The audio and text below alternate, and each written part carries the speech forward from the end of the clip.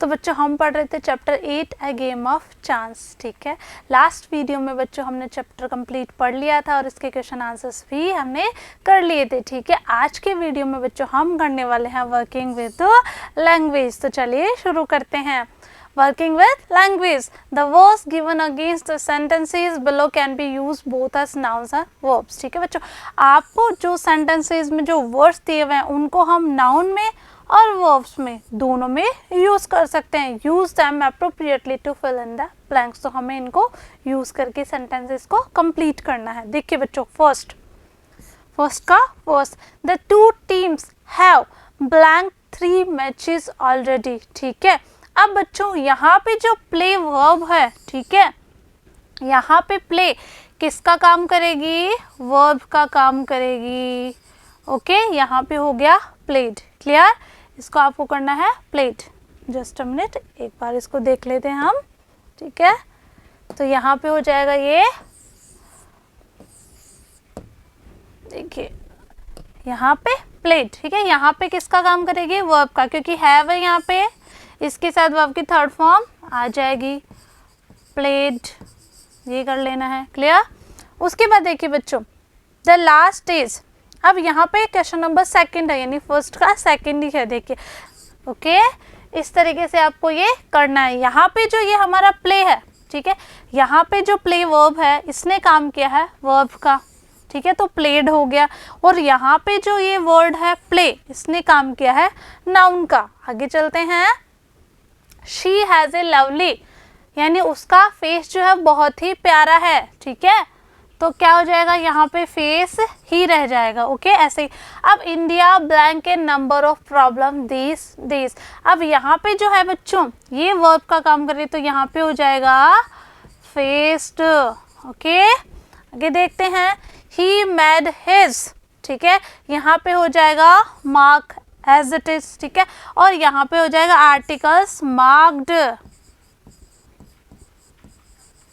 Okay, तो चलते हैं फोर्थ में। देखिए बच्चों, द पुलिस आर, अब यहाँ पे जो है कॉम्ब मीन्स बच्चों हमने पढ़ा था कंघी। ठीक है, लेकिन यहाँ पे हम इसको करेंगे कॉम्बिंग।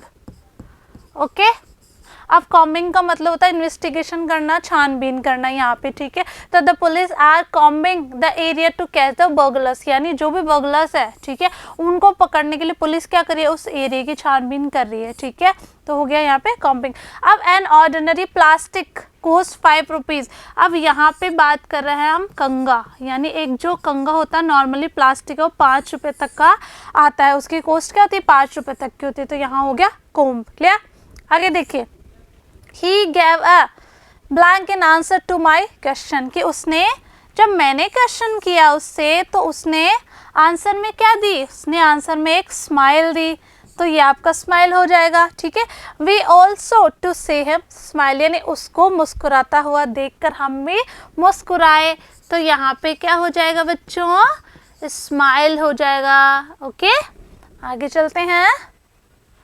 He said he, अब to be invited to the party. ठीक है, तो होप्ड, यहाँ पे होप्ड कर लेंगे आप इसको। ठीक है, वी गेव अप होप, यानी हमने तो सारी आशा ही छोड़ दिया of A joining the party. ठीक है, आगे देखते हैं।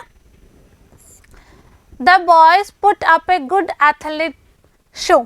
ठीक है, यहाँ पे हो जाएगा आपका शो एज इट इज, और यहाँ पे द सोल्जर्स शोव्ड, तो आपको कर लेना है शो। ठीक है, उसमें होप कर लेंगे आप। आगे चलते हैं।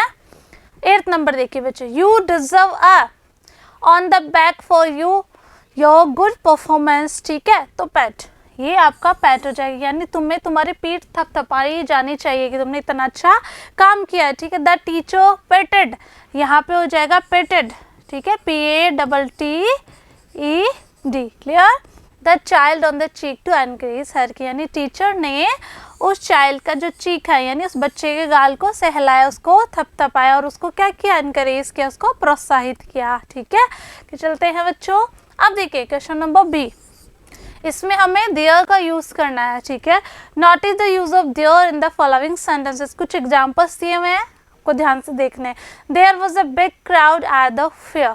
ठीक है, यहाँ पे देयर का यूज हो गया। आगे देखिए, there were many things I have like to buy. जैसा कि हमने स्टोरी में पढ़ा था कि वहाँ पे मेले पे क्या थी, बहुत ज़्यादा भीड़ थी, ठीक है, बिग क्राउड। और उसके बाद में हमने ये भी पढ़ा था कि मेले में मुझे बहुत सारी ऐसी चीज़ें पसंद आई थी जिनको मैं ख़रीदना चाहता था, लाइक टू बाय यानी जिनको मैं ख़रीदना चाहता था। कि चलते हैं बच्चों, now rewrite the following sentences using there in the beginning. अब हमें कुछ सेंटेंसेस दिए हुए हैं, ठीक है, उनमें हमें क्या करना है, शुरू में देयर लगा के उनको वापस लिखना है। Look at the following examples. आपको 2 एग्जाम्पल पहले बताए थे, अब एग्जाम्पल और देख लेते हैं हम। I can do nothing to help you, यानी मैं तुम्हारी मदद के लिए कुछ भी नहीं कर सकता। तो देखिए यहाँ पे देयर का यूज़ किया हुआ है, तो there is nothing I can do to help you. देखिए बच्चों, ठीक है, देयर का यूज़ कर दिया। कि देखते हैं, a man at the door is asking to see you. आगे देखिए, अब इसमें भी हमने देयर का यूज़ किया, देयर इज ए मैन, ठीक है, कहाँ गया, यहाँ पे there is a man at the door is asking to see you. Next देखते हैं। अब देखिए बच्चों, फर्स्ट क्वेश्चन हमारा, this park has beautiful roses. हमने इसमें देयर का यूज़ किया। देखिए, there are beautiful roses in this park. Okay, ठीक है, हमने क्या किया, यहाँ पे देयर आर लगाया, there are beautiful roses in this park, और हमने ही इसको हैज़ जो है हमने हटा दिया, ठीक है, क्योंकि यहाँ पे आर वर्ब लगा दी हमने। आगे देखिए, your story has no fun in it, ठीक है, तो हमने वापस यूज़ किया देयर इज, कहाँ पे, यहाँ पे, ठीक है, there is no fun in your story, इसको भी हमने हटा दिया, सेंटेंस को चेंज किया।